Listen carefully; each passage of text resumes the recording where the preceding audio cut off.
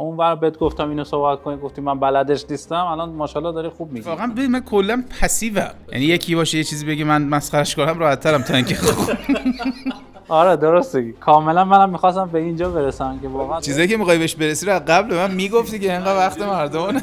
حرف تو رو میفهمم، یعنی دوست دارم که اینجوری باشه محتوا. شما شنیدی هندونه میخورم ولی فصلشو نپرسیدی. بازی رو فعلا اصلا اشتباهی طبقه رو اومدم فکر کنم، زنگ نمیدونم دیگه. الان دیدی واسه این فیلم بردارم که بغل دوری من گفتم عرکه میخواد اینجوری گفت آقا مثلا باربی به نظرت خوب بود؟ حالا بعد هالیوود رو با کجا داری مقایسه، یعنی کجا رو داری با هالیوود مقایسه می‌کنی؟ بگو یه چیزی بگو، مثلا یه چیزی بگو.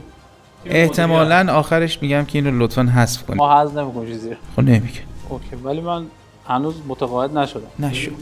یه جوری میگم من وظیفه‌م تو رو متقاعد کنم. نه تمام شد، بریم یه استراحت کنیم بریم و بیایم. تمام شد؟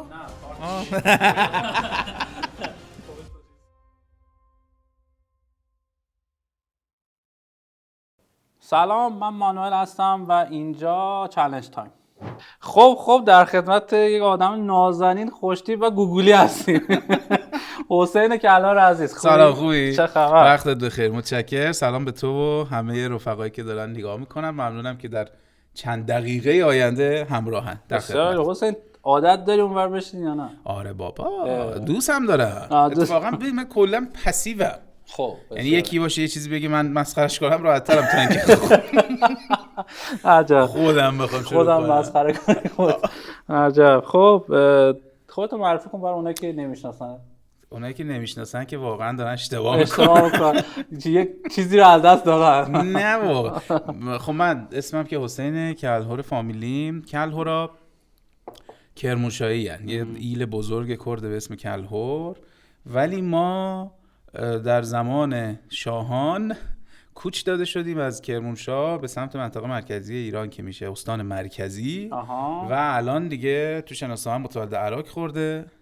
و تو از هر کی بپرسی که متولد کجایی بگه همه جای ایران سرای من است، یعنی عراقی نمیخواد بگه. چرا؟ نمیدونم دیگه. الان دیدی واسه این فیلم بردارم که بغل دوری من گفتم عراقی میخواد اینجوری گفت آقا چه اتفاقی قراره تا عراق به دنیا اومدم، بعد درس خوندم، عمران خوندم، بعدش هم تغییر رشته میشه گفت دادم، ولی نه آکادمی، شروع کردم به مطالعه و تجربه در حوزه ارتباطات نه به معنی ارتباطات توی دانشگاه، به معنی ارتباطات یک پارچه که به بازاریابی یا فروش یا کانتنت. و تهش دیدم من جام توی کانتنت و الان تقریبا یه 5 ساله که دیگه فقط رو کانتنت هم، گرچه قبلش ژورنالیسم و اجرای تلویزیونی و مستندسازی و گفتگو همین کارا رو هم تجربه کردم. چه باحال. خب مشاوره هم میدی؟ به سازمان به کی؟ آره ببین مشاوره پی آر خیلی یهو رفتیم تو بحث اصلیمون. ببین همونجور که میدونیم ما قبلا میگفتیم مشاوره پی آر باید بری به طرف، مثلا طرف شناختی داره و بعد بگی اوکی شما این دو سه تا کارو بکن. منتها تقریبا بعد از این که یک عالمه مدیر روابط عمومی دیدم، شاید توی 4 سال گذشته 100 تا مدیر روابط عمومی دیدم و حاجی 10 تاشون واقعا خفنن که حتما ازشون هم دعوت کردی اومدن و اون 90 نفر بچه‌های خوبی هن، آدمای سالمی هن، سلامتی هن، منتها هنوز نمیدونن کجا نشستن. بازی رو فعلا اصلا اشتباهی طبقه رو اومدن فکر کنم، زنگ اشتباهی. نه اونم نیومده اصلا. این مدلیه که مدیر بالادستیه میگه که خب کدوم اتاق خالیه و تخصصی احتیاج نداره چون اسمش عمومیه فکر میکنه توالت عمومیه. آقا این نیست دیگه. و تو داری میبینی که یک اشتباه روابط عمومی واقعا چندین بیزینس رو میتونه کلا بزنه زمین دیگه. کما اینکه پارسال تو به حوادث مهرماه خودت دیدی که مدیریتایی که نشد و شکستایی که خوردن. آره متاسفانه اینجوری. بعد دیدم آقا الان من دارم میرم مشاوره بدم، مثلا تو به من میگی آقا من میخوام لیوان قرمز بشه، مثلا چه رنگی استفاده کنیم که ترکیبش این قرمز رو بده. ولی دیدم در جلسات مشاوره بعد به طرف بگیم چرا لیوان احتیاج داری، چرا باید قرمز باشه، بعد تازه بهش بگیم اینجوری قرمزش کن. که افتادم به نوشتن، یعنی هر جا که احساس میکردم که طرف فکر میکنه روابطی فقط اینه که مثلا پسته و میناکاری بخره بده، یا خیلی از روابطی تو دیدی دیگه کیفکش مدیرن، یه مدیر هر جا میره اینم کیفشو میبره، مثلا بفرمایید فلان بنر میزنیم، مثلا حالا شما اینا رو نداری، نمیدونم نوشیدن آب زمزم گوارای وجودتان و مثلا خاک منا و سرمه چشمتان، این فکر فضاشون از رفت. بعد دیدم که اوه خیلی نگاه به روابط عمومی خیلی در حد بنر نویس و کارت هدیه بده و ایناست. دیگه شروع کردم الان بیشتر از اون که یعنی در حین اینکه مشاوره میدم با آدمایی که معمولا هم اونایی که لطف میکنن مشاوره میخوان، من میرم ازشون چیز زیاد میگیرم. ولی الان تقریبا به آموزش ترویج داریم میپردازی. پس محتوا و روابط عمومی است. این دو تا ربطی با هم دارن؟ خیلی به هر حال یکی از مهمترین بازوهایی که روابط عمومی حداقل با تعریف کلاسیکش میگن آقا تولید و توزیع پیام دیگه، ارتباط با رسانه. خود تو من میتونم بهش مثلا شما زنگ بزنم بگم ما لطفاً اینو تو رسانت کار کن، یا با آرش سروری که مهمون خودت بوده بگم اینو تو رسانت کار کن. ولی اگه محتوایی بدم که برای مخاطب جالب نباشه، اینه که تو صفحه اول یه روزنامه مثلا پول بدی کلی و بگی که مثلا من بچم در مسابقات شنای محلات مثلا اول شد. محلات منظورم محله هاست، نه یاد دوباره محلاتی ازیاش. آره. خبره کمکی نمیکنه، پولت هم هدر میره و خیلی از خبرام اینجوری. متوجه شدم. چه با خب الان میگی که مخاطب و بحث مشتری، اول اینو چجوری باید بشناسیم برای اون بیزینسه و اصلا کلا نیازاشو درک بکنیم که بر اساسش بخوایم محتوا بزنیم؟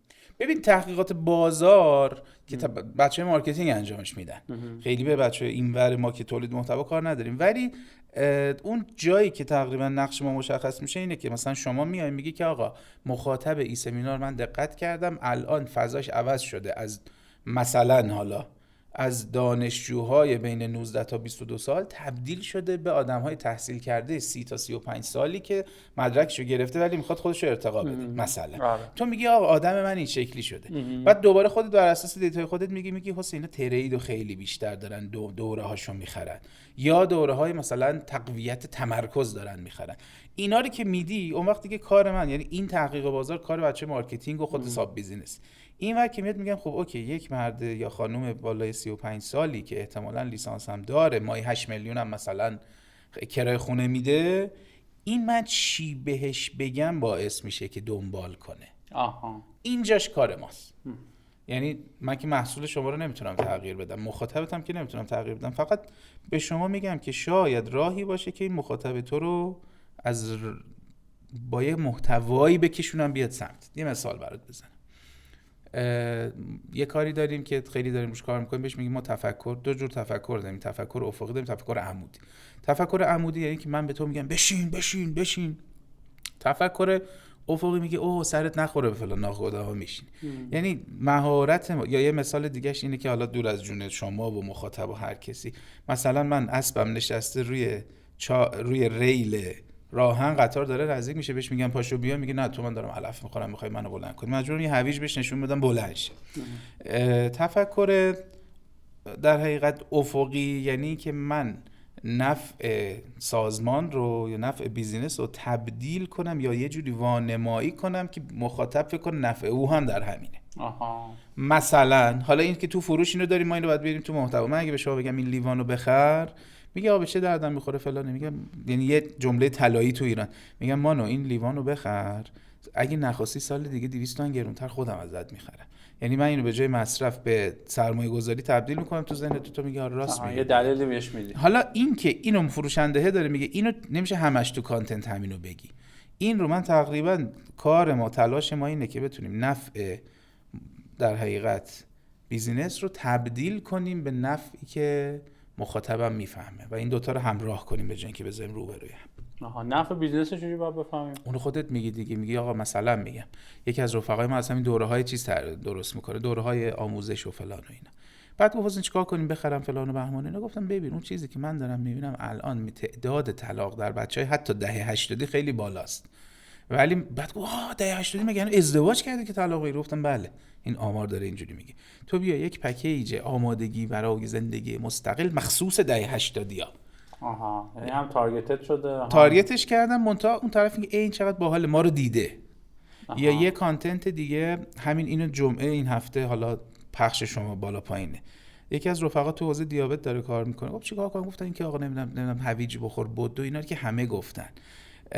بچه‌هایی هستن که تشخیص دیابت میگیرن، متاسفانه بچه مثلا 9 سالشه و بهش میگن دیگه تو مثلا نمیتونی هر چقدر خاصی نوشابه، بعد استخر نوشابه نخور، کیک نخور، میری تولد انقدر کیک بخور. خیلی حالا رعایتش که راه برو، نمیدونم انسولین بزن فلان کن. یه بار این که بچه مثلا دیگه اونقدری که دوست داره شکلات نمیتونه بخوره، فشار روانی بهش میاره. ما بهش گفتیم بیا اینو برو. و تو اولین کسی میشی که به پدر مادرهایی که بچه‌هاشون متأسفانه تشخیص دیابت گرفتن داری میگی که مراقبت‌های روانی از بچه‌ای که دیابت گرفته چیه. و این انقدر برای اینا جذابه و خواسته که میگن راست میگه فلان. و از اون ور خب نفع تو هم در اینه که دیتابیسی جمع کنی از خانواده‌ای که بچه‌های مبتلا دارن. بسیار. ببین چیزی که وجود داره اینه که پس تو یه پیش نیاز خیلی بزرگ داری تو بحث محتوا. اینه که حالا مخاطب که کنار، قبلش اینه که پروداکت و بیزنس مدل درست باشه. بله.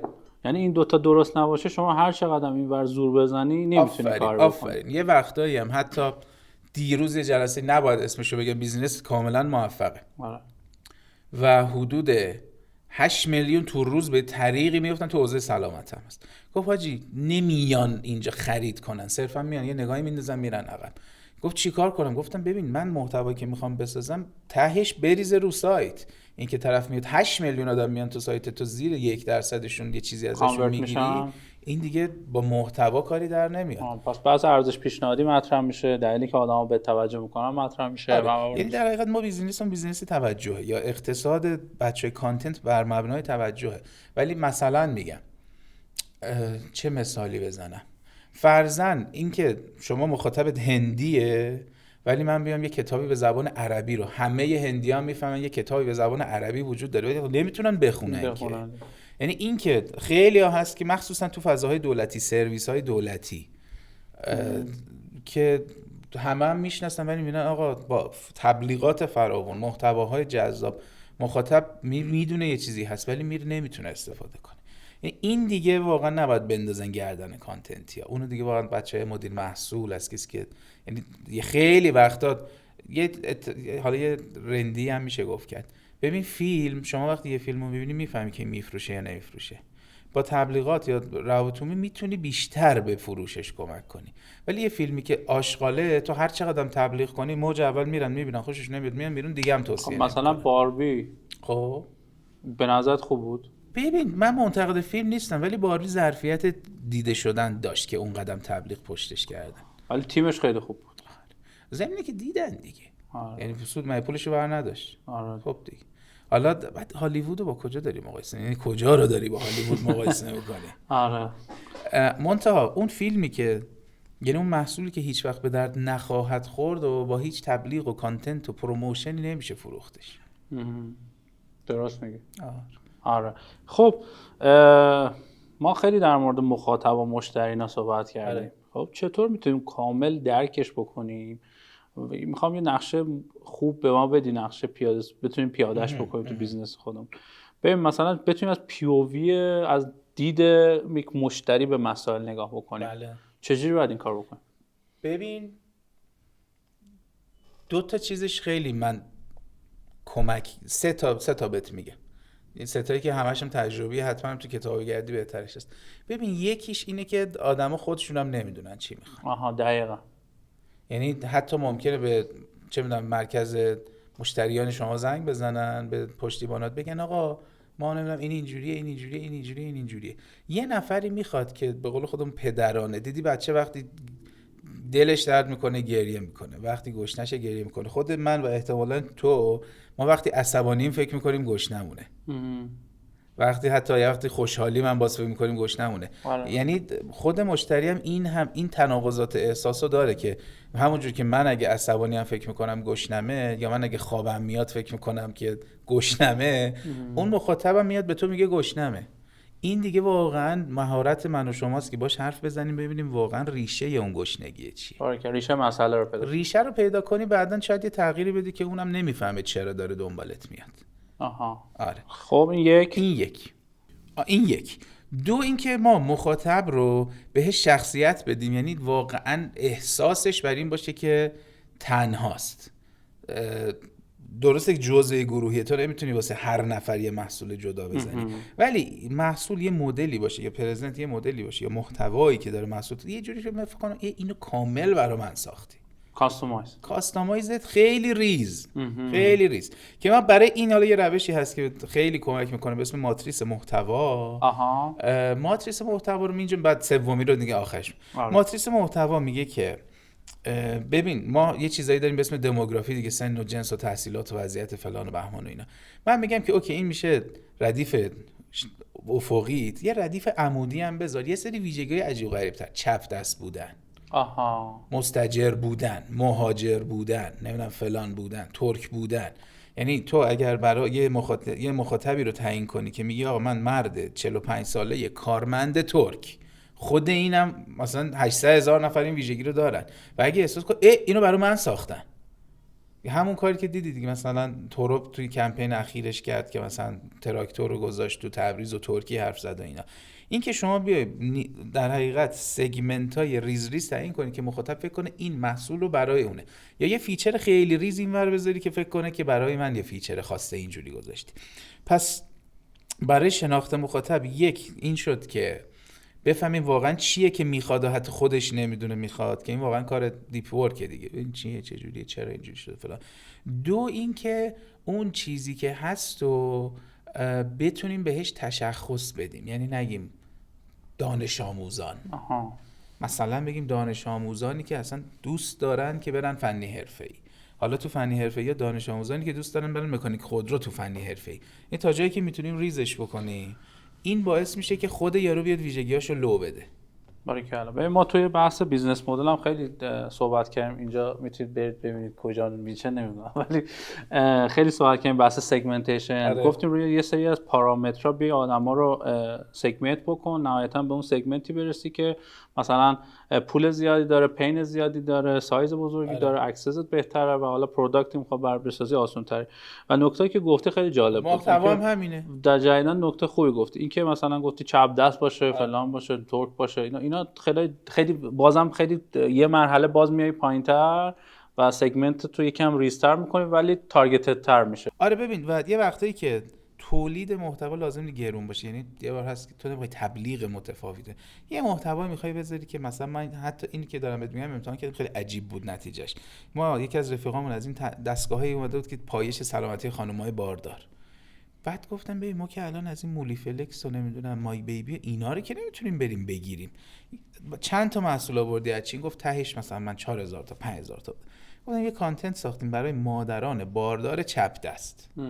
بعد اینجوری که بشه هم خود طرف میبینه هم خواهرش میبینه، میگه این اختصاصیه تو، در حالی که مثلا ما مادر باردار چپ دست هم شاید 100,000 نفر داریم همزمان تو کشور، با فرض اینکه 1 میلیون خانم الان باردارن 10%شون چپ دستن، 100,000 نفر خانم الان باردار چپ دسته. عدد کمی هم نیست. ولی فرض میکنه فقط برای خودش ساختی، بعد این 20,000 تا رو به اون 100,000 تا فروختن، وقتی اینقدر اختصاصی خیلی راحت میشه. دقیقاً خیلی درسته با 100,000 تا کم نیست ولی زیادم نیست، ولی اگه مثلا تارگت این باشه 20,000 تا رو بفروشی بهشون. و من الان ماها که هممون یونیکورن نیستیم، ما 20,000 تا مشتری تو یه سال واقعا هممون رو خوشحال میکنه، لازم نیست که برید 8 میلیون مشتری در سال داشته باشید. دقیقاً، چون اینجا هم تهش بحث والویشن توی استارتاپ مطرح میشه که اونم اینجا ماشاءالله الا ماشاءالله شما دیجیکالاش هم هنوز یونیکورن نشده با این وضعیت دلار، هر سال هم میاد پایین قیمتش، دلار میره بالا. و تو همین این که مخاطب احساس کنه تو محتوات رو، یا حالا به نوعی من نباید در محصول صحبت کنم، مخاطب احساس کنه محتوات رو خاص اون ساختی، دیوونت میشه. دقیقاً. و به قول خودم حالا ما میگیم هی بیا سگمنتاتو کوچولوتر کن، مرحله بعدی اینه که برای من حسین کلار اگه میخواد ایمیل بیاد، به جای اینکه بگه حسین عزیزی، با یه دو سه تا دیتایی که ازم داری یه چیز متفاوت تری، مثلا عکسمو بذاری تو که دیگه من تو تلگرام داری، منو شماره‌مو داری، به یه ربات بذار تو تلگرام عکسمو در بیاره، اگه میخوای ایمیل بدی عکسم هم کنارش بذار. یا مثلا همه دارن میگن حسین عزیز، مثلا تو نمیدونم بگو که نمیدونم آقای کلور، بگیم حسین جون. حسین جون هم دیگه خاص شد دیگه، اینقدر میگه. یعنی یه جوری که من به محض اینکه من احساس کنم که یه چیزو برای همه داری همونجوری میفرستی، دیگه خوشم نمیاد. دیگه اون کاستومایزیشن اون حس بهش نمیاد. دقیقاً. یعنی ما میگیم رهبران بزرگ یا حتی مدیران محصول بزرگ یا محتوا تولید کنندگان بزرگ کسایی هستن که در عین اینکه دارن واسه 10,000 نفر حرف میزنن، ولی هر کدوم اون 10,000 نفر فکر کنن که فقط داره با اون حرف میزنه.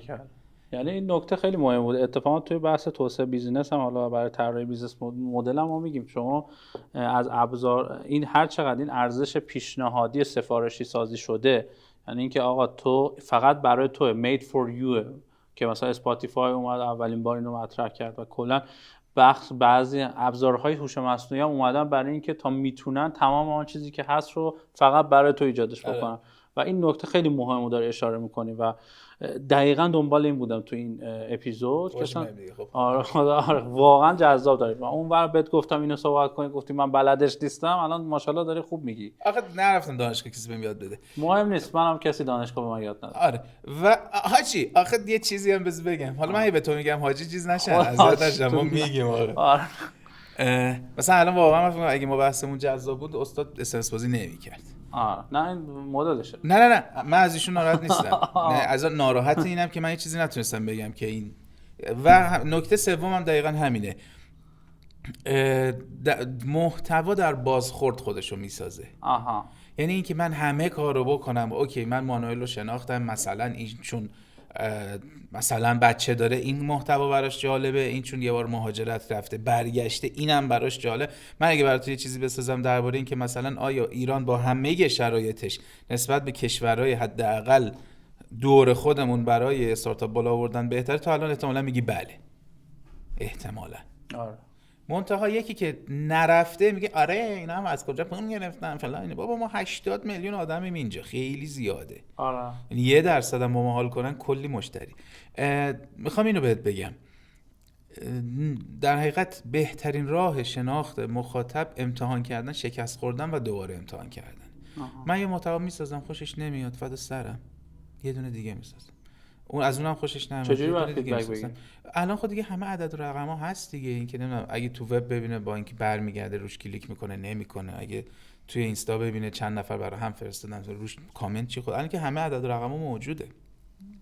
حتی دیگه خودت تو اینستا دیگه اینستا اصلا قرار نبود اینجوری باشه که تو لینک میذاری بهت میگه این همه آدم اومدن دیدن رو لینک رفتن، بعد اونور تو پنل خودت میگه اینا از اینستا اومدن. یعنی الان به اندازه کافی ما عدد و رقم داریم که ببینیم مخاطب خوشش اومده یا نه. و مهران مدیری دیگه گنده ترین طنز پرداز ایرانه و مخاطب شناس ترین طنز از 72، یعنی 30 ساله که داره میدرخشه. قبلش چقدر تئاتر کار کرد و مهران مدیری هنوز یه کاری میسازه 20 قسمت اولش تو نمیفهمی قرار آخرش چی بشه. سریال میسازه بعد میگه این شخصیت خوشم نمیاد، حس میکنن این خوبه، این لهجهش تغییر کنه، این فلان کنه، بعد 20 قسمت بر اساس بازخورده میگه که اوکی 21 به بعد دیگه چیه. فرنزو اول جلوی مخاطبه که زنده اونجا نشسته بود این فرنزو انجام میداد، اگه خندید خوب بود، نبود عوض شوخیشو عوض میکردن ادامه میدن. یعنی محصولم همین جوری خودشو بالغ میکنه ولی سرعت بالغ شدن محتوا خیلی بیشتره. تبلیغو میدی رو آنتن میگی که اوکی 3 روز رفتیم هیچکی ندید، موسیقیشو میری پایین عوض میکنی یکی دیگه میری. یعنی تو اگه بخوای محصول عوض کنی، قالب مثلا در ماشین رو بخوای عوض کنی 20 سال کار میبره. حالا یه نکته خیلی باحالی اشاره کردی، این که پس اینو من فقط بگم که محتوا من به محتوایی که میگیم منظورمون کل اون کانتنت، چون حالا یه خودت محتوا واقعا این خمیره. یعنی به محض اینکه به بچه دیدی بعضی وقتا خمیر بازی میگی اینجاش هم یه فشار بدم خوشگل‌تر میشه، میدی اگه خوشش اومد راضی هم نمیشی، تا آخر عمرت هم این محتوا رو بالا پایین میکنه. یه سوال، خب الان وقتی که تو میگی محتوا اینقدر میتونه منعطف باشه و بر اساس بازخورد خودش رو اصلاح بکنه، بعد یه سری از متخصصان محتوا میگن ما باید تقویم محتوا داشته باشیم. خب این چیه؟ نه اونم درسته دیگه. ببین تقویم محتوا 1 ماهه 2 ماهه 1 ماهه بسته میشه، بعد تو میگی بعد اصلاح بشه. ببین من الان چون منعطفم بهت میگم، مثلا در تقویم محتواش میگه که آقا مثلا ما فلان بلک فرایدی حتما باید چیزی بریم دیگه، احتمالاً تو تقویمشون اینو میذارن دیگه. خب که تو بلک که حالا باید بره نرم خودش داستانه مثلا. یا مثلا میخوایم روز مادر یه چیزی بریم دیگه، روز درختکاری، نوروز، به هر یه چیز احتمالاً یه چیزای اورگرینن میخواد. من دارم میگم تو اگر یه بار در بلک فرایدی یه چیزی رفتی جواب نگرفت، این دفعه تو تقویم محتوایی درباره بلک فرایدی یه چیز دیگه ای برو. دفعه پیش کمدی رفتی نیومدن، این دفعه کاملا جدی برو. کمدی و جدی رفتی نگرفت، این دفعه اصلا احساسی برو. 3 تاشو رفتی نگرفت، اصلا مسئولیت اجتماعیش کن، بگو من فلان نمیکنم. یعنی اصلا خیلی این حرفی که گفتی در تضاد با صحبت من نبود. ما میگیم خلاقیت در چارچوب ممکنه.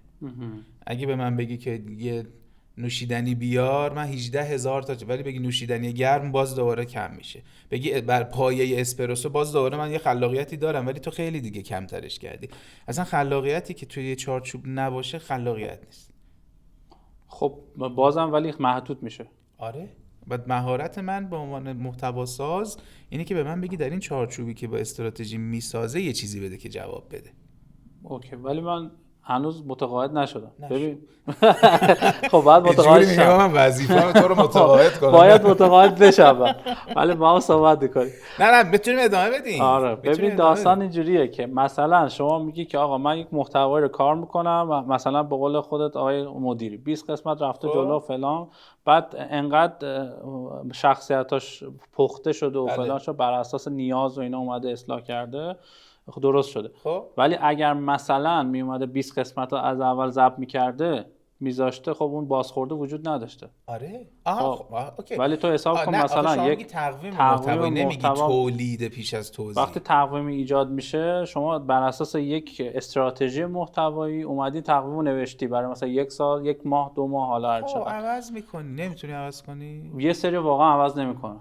بعد یه نکته دیگه چون چرا میگیم چون محتوای چرا ایجاد میشه؟ برای اینکه خودت بتونی محتوات هم بر اساس یه چارچوب ایجاد بکنی. میفهمم. ببین الان مثلا خب مثلا من اومدم تا 2 ماه آینده محتوامو درست کردم. خب و یه دفعه تو میگی بر اساس بازخورد به درد نخور، همه بریزیم دور. چیکار باید بکنیم به این نرسیم؟ یعنی بعد من حرف تو رو میفهمم، یعنی دوست دارم که اینجوری باشه محتوا. یعنی محتوا باید خودش رو بروز بکنه و اگه نکن مثلا شما تو همون اینوانمین خودت بر اساس چیزهای مختلف داری خودتو آپدیت میکنی، روشاتو درست میکنی. خب ولی اگه مثلا میومدی 10 تا اول اپیزود تو ضبط میکردی، ببین اصلا میدونی قرارداد اینوامی چطوریه؟ مثلا شما یه بیزینسی میه به من میگی که حسین 20 تا محتوا برای من بساز. برای منم عددی به صرفه است دیگه. میگم دمت گرم چقدر خوب. ولی ما تا الان در اینوانمی نیومدیم 20 تا قرارداد کنیم. به طرف میگیم آقا اگه 20 تا تخفیف هم، یعنی میگه آقا ما تخفیف هم داریم، اگه بگه 20 تا میگم باشه شما 20 تا میخوای، مثلا من به جای اینکه دونه انقدر بدم بیا انقدرم کم بکنم. منتها از اول به تخفیف نمیدم. اگر که ما رفتیم 18 تاش خوب بود، 2 تای آخر مجانی. ولی اگه اولیشو رفتیم تو فیدبک نگرفتی، تصمیم خودته. یا میبینی از بقیه محتواهات بهتره ولی اون چیزی که می‌خواستی نشد، باز یکی دیگه میریم. ولی ما میگیم اگه قرارداد کنیم تو رو موظف می‌کنیم با ما کار کنی پول بدی. چه کاریه؟ من یه دونه میسازم، اگه حال کردی ادامه میدم. بعد اونایی که اومدن واسه 20 تا خیلیشون شدن تا 50 تا. بعضی اومدن برای 20 تا رو همون یکی گفتن نخواستیم خداحافظ. یعنی ما خودمون تحمیل نمی‌کنیم این وامی رو، میگیم شاید این وامی به دردت نخوره. آره. منتها تقویم محتوایی من میفهمم که لازمه،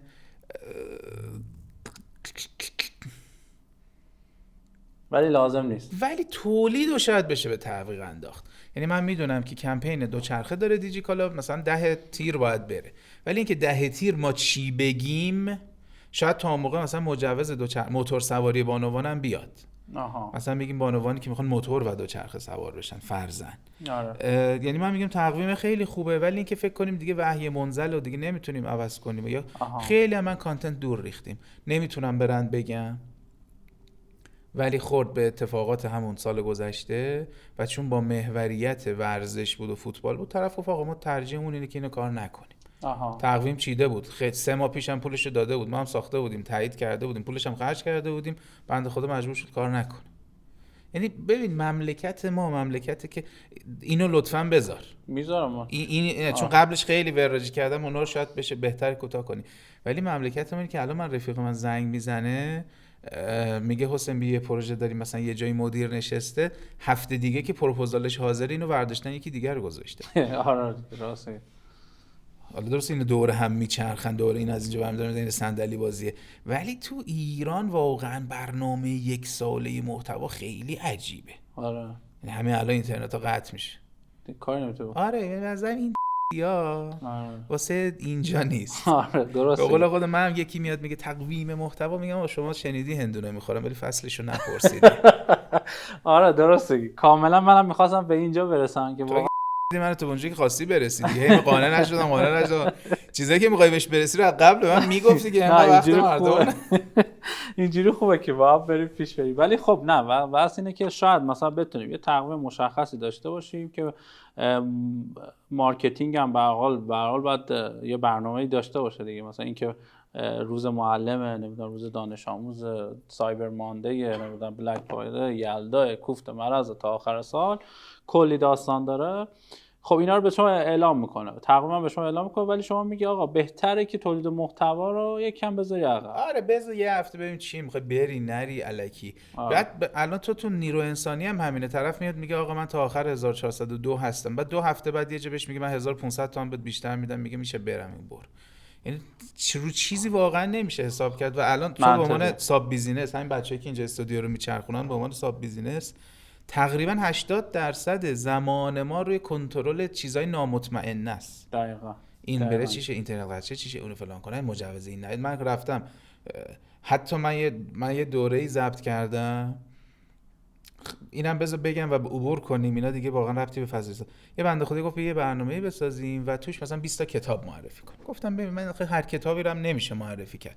گفت من لیست اینا رو قبل بهت میدم که شما هم اوکی باشی. بعد گفتم اگر یهو بودجه‌ش هم دولتی بود، گفتم اگر یهو ما اینا رو ضبط کردیم، بعد 2 تا از این نویسنده‌ها یه توییت زدن گفتن مثلا فلان شما گفتی دیگه با بودجه دولتی اینو نمیشه پروموت کرد، برنامه 20 قسمتیت میشه 7 قسمت، پولش هم دادی من که دوباره نمیام. بعد واقعا کارگری روزمست. آره ولی خب الان یه چیزی هم یه ریسکی هم وجود داره که محتوا رو بذاری یکم عقب‌تر ایجاد کنی، شاید نرسه به اون تایم. به تیمی بدید که برسه دیگه. اتفاقا درباره اینم بذار یه پروموشن برای خودم بکنم. من امروز قرارم ساعت چند بود؟ ساعت 12. کی اومدم؟ 5 دقیقه. خب دیگه. اتفاقا من با شریکم شهاب که حیف تشکر نکنم ازش، از هر تریبونی تشکر میکنم، بهش گفتم شهاب ما نه خیلی کارامون مثلا لوکس در حد دیزنی و پیکساره، نه محتواهامون یه چیز عجیبی که از کسی پناه. تنها چیزی که باعث شده ما زنده بمونیم اینه که اگر به مانوئل میگیم 12 پیشتیم 12 پیشتیم، اگه به بیزینس میگیم فلان کارت 4 بعد از ظهر شنبه میرسه. فقط این ما رو نجات داده. اوکی خیلی خوب. آره اتفاقا این مامینم خیلی تو این چند وقته خیلی رشد کرد و دمتون گرم. چاکریم. و دیدیم مثلا یه بار خودت می‌خواستیم برای خودت کاری بکنیم، شرایط تو گفتی گفت شاید نمیتونیم، حیفه. آره ما خیلی چیز کردیم که برای وبینار میگیم نمیتونیم و آدما رو معطل نمی‌کنیم، یعنی ببینیم به دردش نمیخوریم، طول میکشه، نمیرسه، براش گرونه ارزونه، اون نمیشه دیگه. حل. بسیار مرسی حسین جان. تموم شد؟ نه پارت 1 خودت چیز دمت گرم. واقعا صحبت میکنه آدم لذت میبره و گذر زمان رو زیاد احساس نمیکنه، ولی به هر حال دیگه پارت 1 تموم شد، بریم یه استراحت کنیم، بریم و بیایم.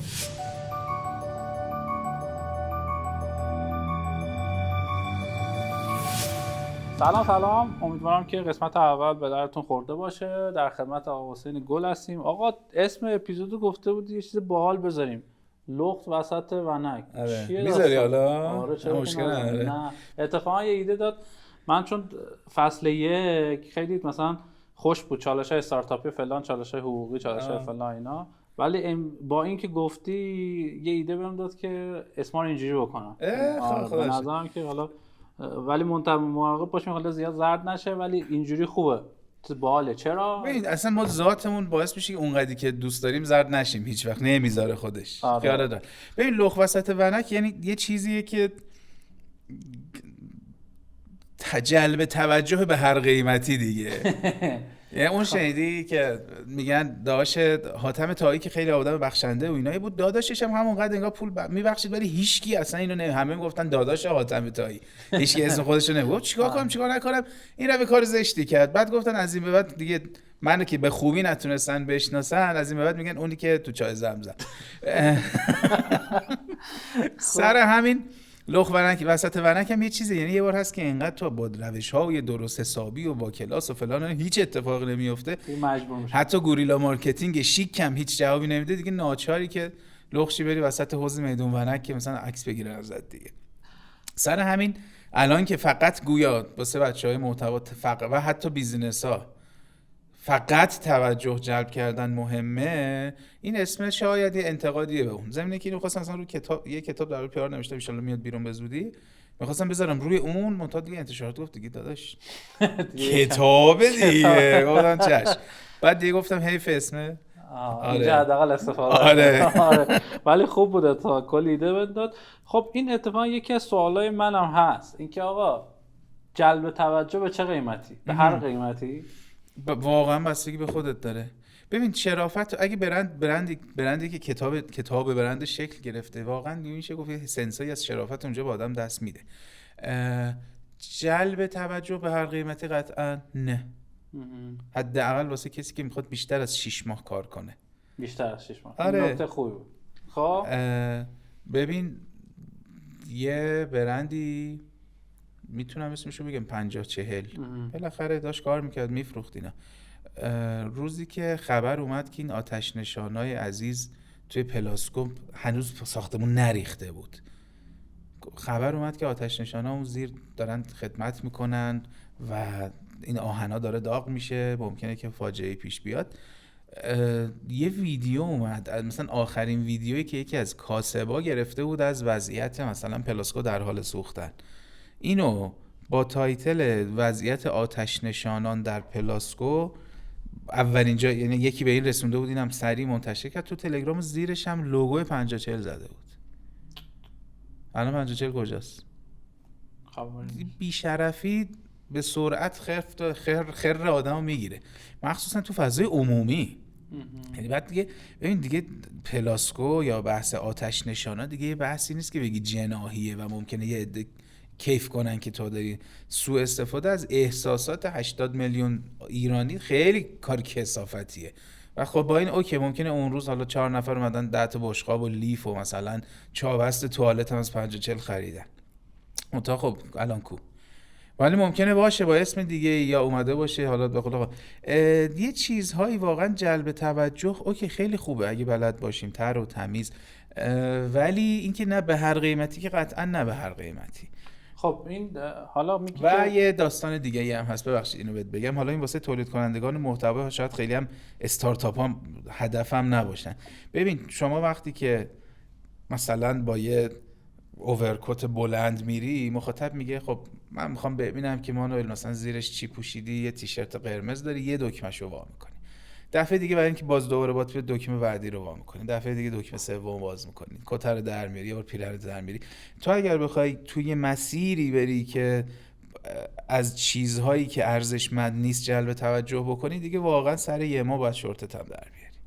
باید دیگه با این روش دارن در میارن دیگه، اینستا نمیذاره وگرنه خیلی وقت بیشتر خیلی وقت در والا همه چیشو در میارن، فقط یه چیزی آخه نمیدونم واقعا توجه به هر قیمتی تهش هم خیلی سریع یادت میره یا یادشون میره. میگم برای آدمی که بیشتر از 6 ماه میخواد تو حوزه محتوا کار بکنه واقعا باید چارچوباشو مشخص کنه. ولی خب ببین حسین، یه نکته که من همیشه خودم عصبانی میکرد من اینه که مثلا من استارتاپ، من بیزینس دارم یه کار جدی میکنم، محتوای جدی باید تولید بکنم فلان، ولی یه نفری که داره محتوای سخیف و محتوای خیلی بد و اینا تولید میکنه و حالا زرد، حالا بگیم اصلا از زردم میگذره، این قهوه‌ای میشه داره تولید میکنه، اون بیشتر دیده میشه، آدما بیشتر میخوانش.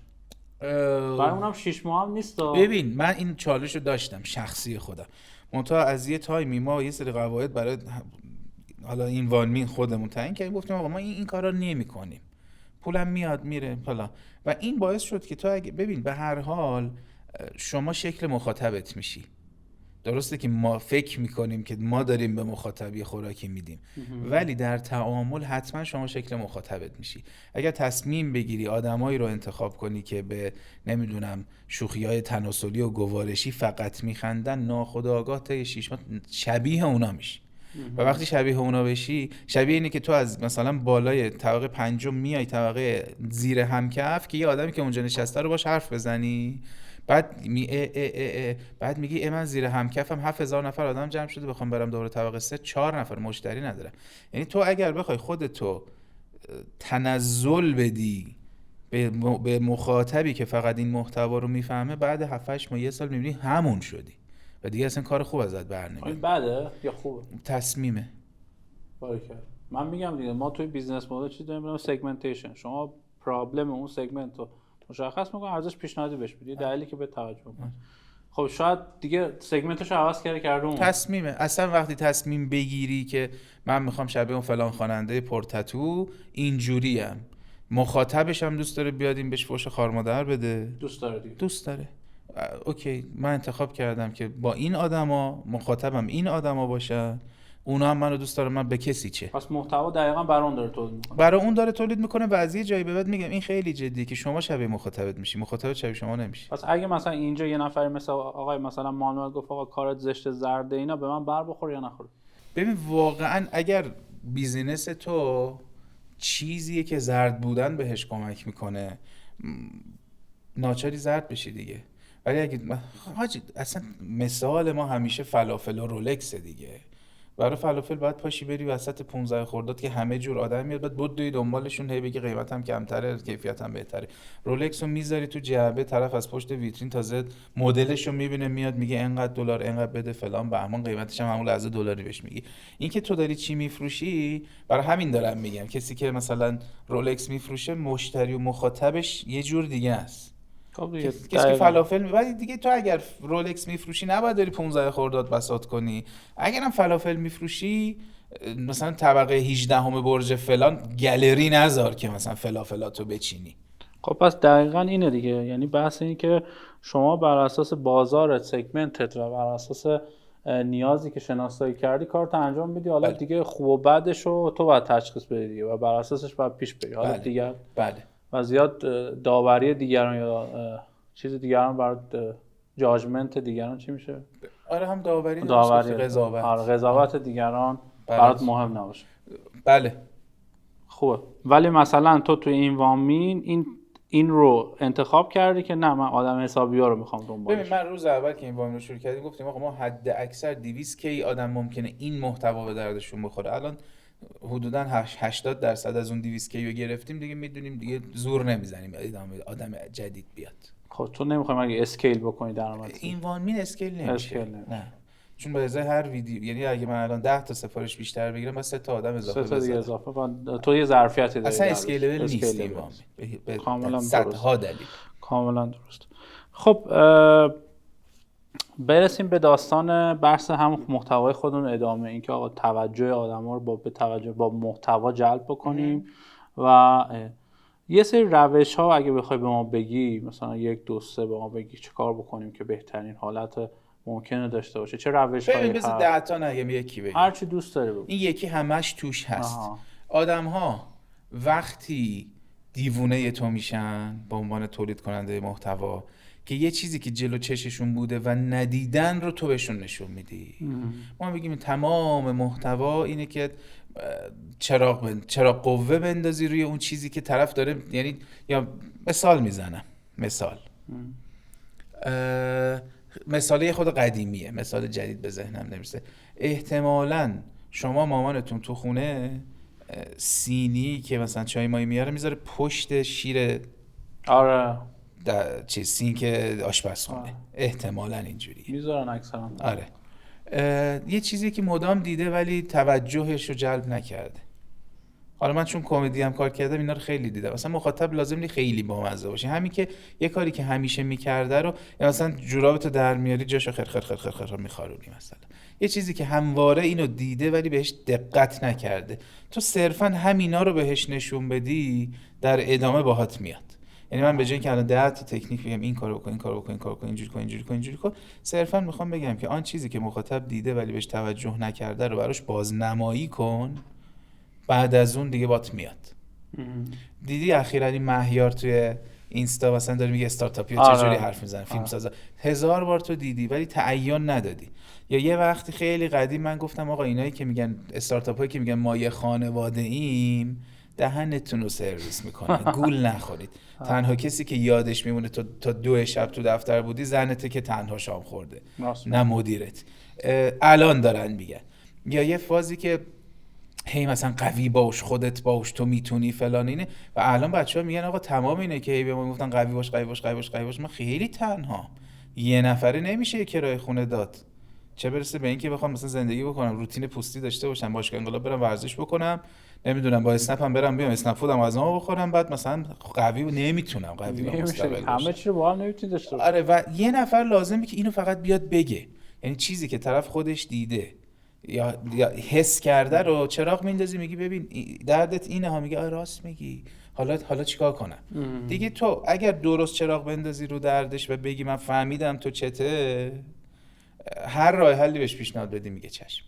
دقت کردی اینه که میخوان چیزای لاغری، اون روزای اول که برای لاغری ماغری می‌خواستن بفروشن، فقط با اون 1 ساعت راه رفتن روی تردمیل فلان و اینا، بعد قبل یه خود جلوتر رفت آیا از چاقوی خود رنج میبرید؟ یعنی دیگه فقط هیکل نبود، رنج هم میکنید. آخر همه آیا 100 روش لاغری رو امتحان کردی و نتیجه نگرفتی؟ میگه آره. حالا اون 100 روش قبلی هم مال خود همین پدر سوخته بوده. بعد پس روش 101 رو امتحان کن. این که من بگم آره من 100 تا روش انتخاب کردم نشد. الان زبانی اینو میگه. آره تمام روشا رو امتحان کردی. واسه همین بعد ببین حتی این چیزای مزخرف که زبان در خواب، گیتار در استراحت، مخاطب یه بار به خودش گفت آقا چی میشد من میخوابم از این زمانم استفاده کنم. بابا تو به قول خودم پند قالا توسعه فردی پیدا نکنید هیچ اتفاقی نمیافته. این همه توسعه بذار ببینیم چه خبره. آره درسته ما در حال توسعه ولی نه دیگه انقدر بذار خودم جهان سومی بمونیم اتفاق نمیافته.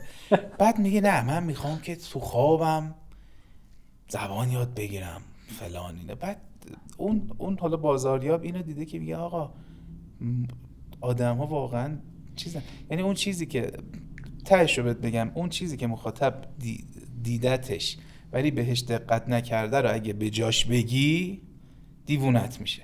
ما یه کانتنت توی این وامین ساختیم، خب همه پت دارن، همه کسایی که پت دارن، یارو میگه این چند سالشه، چند وقت دیگه میمیره، خرجش چقدر میشه، نمیخوای جاش سگ بیاری، نمیخوای جاش گربه بیاری، دیوونه میشن.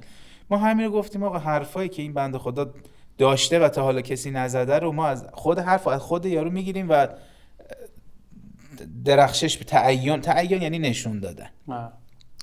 یه مثال دیگه برات بزنم که خیلی جدیه. همین آهنگی که مهر پارسال چیز خوند، شروین خوند.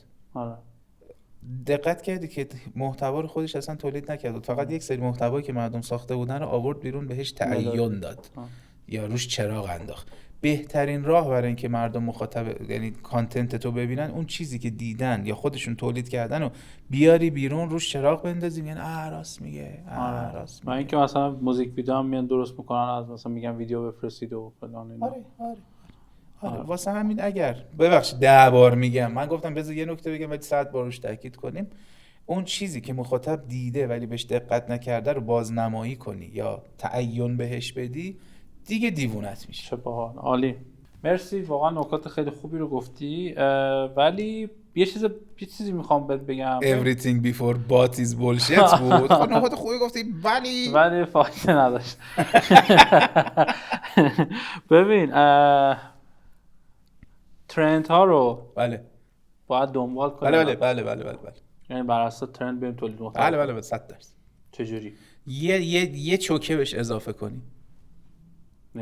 یعنی الان در ترند مثلا آقا آیفون 18 اومده است، این ترند دیگه، فردا همه میخوان میگن بله آیفون جدید آقا 3 تا دوربین داره فلان داره چی داره. یه چیزی یه چوکه یعنی یه قطره. وقتی ترند مخاطب از تو انتظار نداره که مثلا موضوع ترند و 17 صفحه تحلیل هم روش بدی. صرفاً تو میای به اون چیزی که ترنده و همه دارن همونو میگن یه قدم جلوتر، یه چوکه جلوتر میگی که آقا مثلا برای تولید این آیفون یه چیزی که میگم لازم نی 7000 کلمه بگی، میگی برای تولید این آیفون مثلا 16000 تا چینی مثلا مردن. یه فکت علاوه بر اون فکتایی که بقیه دارن. یعنی شما این بده یا خوبه؟ میخوای آیفون رو بزنی بگو مردن، میخوای بهش حال بدی بگو من فلان کردم. اگه بخوای بزنی 16000 تا مردن، اگه نزنی مثلا حالا این اتفاقی که نیفتاده ولی یک قدم جلوتر باش. ببین مثلا الان این روزا تو فضای مجازی خیلی بچه‌ها دارن درباره این غزه محتوا تولید میکنن، ولی تو دیگه از روز هفتم میدید که خیلی یکسانه. و یه آفت دیگه‌ای هم داره که اصلا اینکه وقتی همش یکسانه خدا یکی از دوستانی که محتوا تولید میکنن گفتم ببین یه چیزی اضافه کن. مثلا دقت کرده باشی که مثلا گفت آقا این بنده خدایی که فوت شده فرضاً مثلا کار نانو تکنولوژی هم میکرده. اینو وقت میاد میگه آقا تو فلسطین تکنولوژی هم برقراره، اینا فقط یه سری شهروند نیستن که فقط سنگ گرفتن دستشون دارن میزنن، اینا علم دارن، کار دارن، زندگی دارن، داستان دارن. ولی میگم تو هر چیزی که ترند میشه و مخصوصا وقتی ترند طولانی میشه، یعنی الان یه چیزی شبیه مثلا غزه الان یک ماهیه که داره ادامه پیدا میکنه، یا مثلا روسیه و اوکراین و دیگه مثلا اون روز الان تو دیگه بیای بگی مثلا این بنده خدا رئیس جمهورشون اینجوری پیانو میزده که احتمالاً دیدی این دیگه الان کاری نمیکنه دقیقاً. ولی یه طلاقی بگیره، نمیدونم یه فسادی ازش در بیاد یا نه یه جای کار خوبی کرده باشه، یه چیزی باید به ترند اضافه کنه. خب ببین مثلا من اگر مثلا حوزه من استارتاپ ببخشید این چیزی که میگم یا از جنس خبر خبره، یعنی یه اطلاعی بر ترند، یا از جنس تحلیله. یعنی یه چیز جل بگو یه قدم جلوتر. خب منی که الان بیزینسم آموزشیه مثلا، بله. رویداده، یا مثلا یه بیزینسی گردشگریه، خب چجوری باید این ترندها رو شناسایی بکنه، ببین کدومش به پرسوناش یا حالا به سگمنتش میخوره، کدوم چه ترندی رو بگیره، چه ترندی رو نگیره، چجوری باید ببین مثلا من به عنوان این سمینار برم غزه و اسرائیل رو چیز کنم، به من هیچ ارزش افزوده‌ای نمیده، مگر اینکه بیام بگم که نه مثلا الان اونایی که آموزش ندارن و فلان اینا یه جوری بر ربطش بدم، ولی خب نمیشه که همه چی رو که نمیشه به هم ربط. آفرین، خیلی خوبه.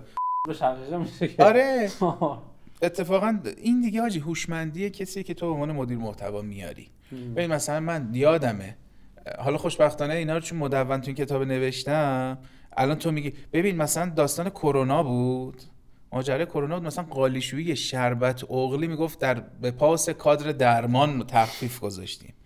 آقا کادر درمان ولش کن، تو الان بگو آقا من مثلا شما برید اون اتاق، من میام فرش رو جمع میکنم میبرم، همو نبینیم. یا من به جای اینکه 3 تا کارگر بفرستم 2 تا کارگر میفرستم با این یاروها مثلا شیلدای فلان. این که ببین تلقی من اینه که از هر ترندی هر بیزینسی میتونه استفاده کنه، ولی اون هوشمندی که به قول خودت شقیق ربط نده، این هوشمندی واقعا باید توشون وجود داشته باشه. ببین مثلا میگم الان روز مادر رو حتی به صنایع فولاد هم میشه ربط داد، یا روز مثلا دانش آموز رو حتی به تولید کننده مثلا چه میدونم سپایه ساچلر دوربین میشه ربط داد. خب یه ربطی بده، یکیشون رو ربط بده.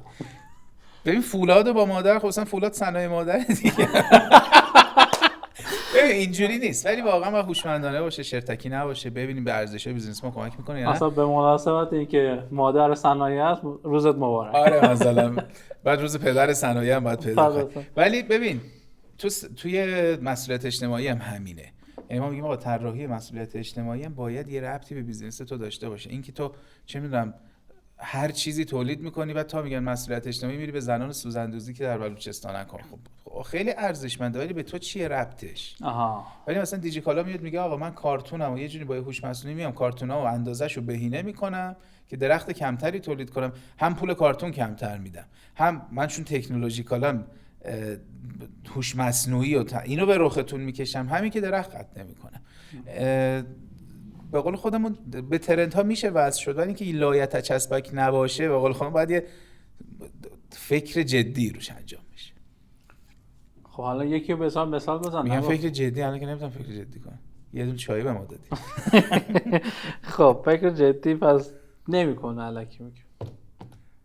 ما برای حالا گفتی مدیر محتوای خوب باید داشته باشه و به مورد این شکلی، ما برای اینکه بتونیم یه ارتباط مشخص با مخاطبمون داشته باشیم، محتوای درست براش تولید بکنیم و توجهشو به قول شما جلب بکنیم، چه پیش نیازایی تو سازمانمون داریم یا چه چیزهایی باید داشته باشیم، تیم نمیدونم پول فلانه، یه کلی بگو. بله. من آقا یه استارتاپ کوچیک و متوسطم، بزرگ نه. بله این یه نمودار خیلی خوبی داره. ما میگیم اون روز اول ببین تولید محتوا شبیهش فروشه. استارتاپ 5 نفره نمیتونه بگه خب من سی او هم، تو یکی وایس برای مارکتینگ، اون یکی وایس فلان و اینا. یعنی تولید محتوا در استارتاپ زیر 7 نفر وظیفه همه است. یه خورده که میره جلو، مثلا حالا نمیدونم عدد بهت بدم، ولی یه جایی میره جلو که تو میبینی که اوکی آدما اینقدر سرشون شلوغ شد، یعنی منی که قراره کار مارکتینگ بکنم 24 دارم مارکتینگ میکنم دیگه نمیرسم به اون. یه نفر میاریم، ولی باز دوباره اون تیم انقدر اگه بزرگ بشیم که خود اون تیم بشه مثلا 7 نفر، خب خیلی اتفاق خوبه که نمیشه هیچ جا. واسه همین واقعا تا زیر 10 نفرن و بودجه تولید محتواشون به نوعی زیر 200 میلیون در ماه آدم نیارن. یعنی آدم 200 میلیون عدد بالاییه. میگم تا زیر اینه دیگه. خب مثلا یکی از کل هزینه بودجه مارکتینگ در ماه مثلا 50 تا 100 میلیون. خب دیگه پس خودش همه کارش باید بکنه. و الان رک بهت بگم تا زمانی که تو داری از یه نفری در بیرون مشاوره هم میگیری، مشاوره اوکی، منتها ببین استارتاپ زیر 7 نفر، حالا من 7 به عنوان عددی میگم که یه خود یه 8 تا بشه 9 تا بشه باز باحال‌تره. ولی استارتاپ دانشجویی که هنوز بالغ نشده پول به محتوا ساز نده، خودش یه چیز خوشگلی بسازه بده واسش منتشر کنن این ور اون ور. منتها خوبه که خودش رو در این زمینه خودش آزمون و خطا کنه، بفهمه این جواب داد این جواب نداد و اصلا هم اب نداره که تو به جای که بخوای بری انیمیشن رو بدی یه آدمی ازت 5 میلیون بگیره، با یه چیز ساده ای یه پنجشنبه جمعه وقت بذاری میتونی انیمیشنی بدی که وایرال بشه. آره مثلا ما انیمیشن هایی دیدیم همین چیه اینا سوریلند به لحاظ خلاقیت و اینا که خیلی خوبه، ولی به لحاظ تیم اجرایی یه نفره. یه نفر خودش صداشو می‌نویسه اجرا میکنه، سروش خیلی هم آدم حسابیه و حتی ممکنه اگه بهش مراجعه کنن مشاوره بهشون بده. ولی یه نفر آدم با یه دونه تبلت، یعنی حتی لپتاپ هم نمیخواد بخری، قلم نوری هم نمیخواد بخری، با همین تبلت بکش کارتو انجام بده. یه پیلبان فکر میکنم اخیراً داره یه محتواهایی با یه میکروفونی و 4 تا عکس میذاره و چقدرم خوبه. آره. یه نفر آدمی که حتی من شاید دارم میگم طرف شرکت چیزن دیگه، اون که داره میسازه، یه نفر داره میسازه و ببین این یه دونه کانتنت داره بار کل شرکت رو به نوعی میکشه. خب این خودش بنده خدا به نظر از دیجی خودش هم شرکت بیزای مستقل میشه، همین آدم که اینا رو میسازه. خیلی واقعا خیلی نوآوری داره، خیلی خلاقیت داره، جالبه. و جالب بود به نظرم. و حتی خیلی بیزنس‌های بزرگ هم استارتاپ بزرگ من دارم میبینم که تو هسته مرکزیشون در علاوه بر اینکه برنامه نویس بوده، نمیدونم طراح یو آی یو ایکس بوده فلان بوده، حتما یه محتوا شناس، حالا یا مارکتینگی بوده یا پیاری بوده یا کلا کانتنتی بوده. حتما خیلی خوبه که یه نفر حتی اگه شده با درصد منطقی بیارن، کسی که کانتنت بلد باشه تو هسته اولیه‌شون بزنن. یعنی که بس همین پس مشاور باشه کنارتون میتونه کمک بکنه. مثلا یکی مثل حسین کلار بغلمون باشه خوبه. من خیلی اذیت میکنم یه آدم مهربونی باشه، اندازه من صریح نباشه. خوبه دیگه. نه خب صریح بنده خدا یه کاری ساخته واقعا دوست بعد من هیچ وقت میگم من هیچ وقت از خودم راضی نیستم، چطوری میتونم از یکی دیگه راضی بشم؟ ولی ببین الان به اندازه کافی دوره آنلاین مجانی در یوتیوب هست که اون چیزی که من میتونم بگم یا هر کسی میتونه بگه به شدت بهترش مجانی تو یوتیوب هست. اوکی.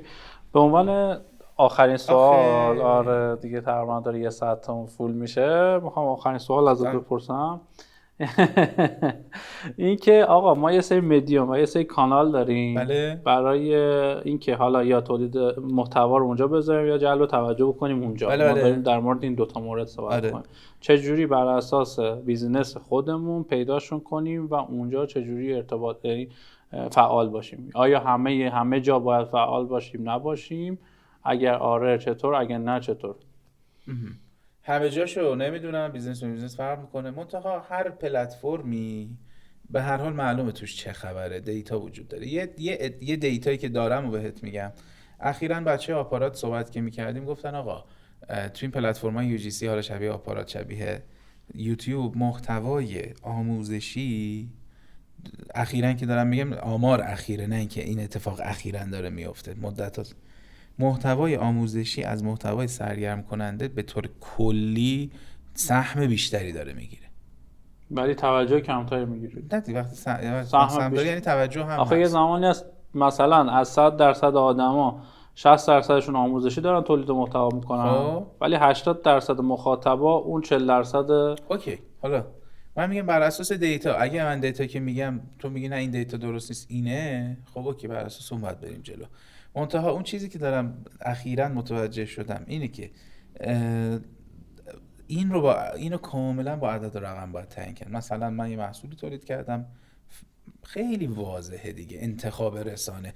مثلا توی محصول تولید کردی درباره مادر و کودک، حتما باید بری تو اینستا. آره. چون اصلا حالا توی با قول خودم تایپ زدنا میگن آقا توییتر یه مقدار فضاش مثلا انتقادی خشن، من نمیگم حالا خشن و مردانه جنسیتیش نمیکنم، ولی احتمال حضور مادرهایی که فرزند دارن در اینستا خیلی بیشتر از توییتر.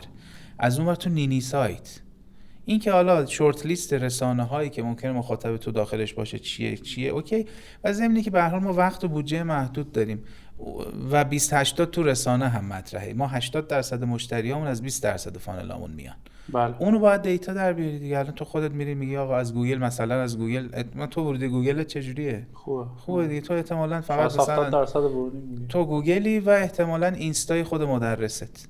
آره، ولی بیشتر گوگل دایرکت دیگه خودشون وارد میشن. نه اوکی. یعنی تو احتمالاً، یعنی تو الان بر اساس میگم باید محتوا تولید کنم واسه سئو و اینکه توی این دوتا رو داری دیگه. 80% از این دوتاست. بله. یا یکی از عذرخواهی میکنم واسه یکی از رفقای ما نمایندگی واردات شیائومی ایرانو داره، همین چیزا شیائومی.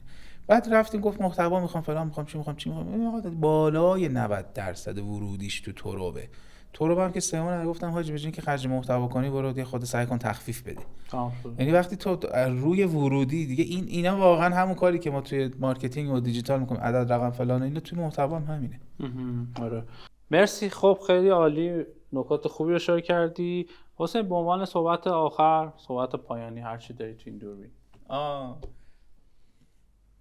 بس دیگه. اگه نه چی یه چیزی بخوای بگی آخرین جمله، اگه هم نداری که هیچ. تشکر دیگه. تشکرشون داره. دمتون گرم. مرسی که تا الان پیش ما بودید. امیدوارم که به درتون خورده باشه. اگه نکته، سوالی، نظری دارید توی کامنت ها برام بنویسید. کانال ارتباطی و حسین کلار عزیزم می‌نویسیم حتما توی کپشن و توی توضیحات و اینها. ممنون ازتون، دمتون گرم. فعلا اوکیه. آره تا اینجاش خوبه. آخه خیلی چیزی. نه اوکی. این وریشا باشه رو چشه. آخه من رفتم تو فاز این زدم اینو که بله مهندس. من یکم بیام بعد. نه اوکی. نه می‌خواستم بگم خب مهندس هم تو که اینجوری بوده. خب سری چکون من. خب ولش کن. غیبتشو نکن. خب اینجوری. خب حالا از تو بریم. آره. من چی گفتم؟ همین آره رو گفتی ادامه. آره. نه بابا یوتیوب ما توی چیز فیلتر داریم صحبت میکنیم، بعد تو دنبال چی؟ بچه باید کات بدی؟ نه اوکی پس ادامه. تیم محتوا و تیم مدیریت. احتمالاً آخرش میگم که اینو لطفاً حذف کنی، ولی میگم که حیفه که ما حذف نمی‌کنیم چیزی رو. خب نمیگه. مشهدی تو؟ کرجم چالوس حساب میشه دیگه. حتی اوکی تو دهنت سرویس میشه. آره نه اینم نمیخوام از اول. اوکی مرسی. قربونت. مرسی. دمت حسین. باشه از اول.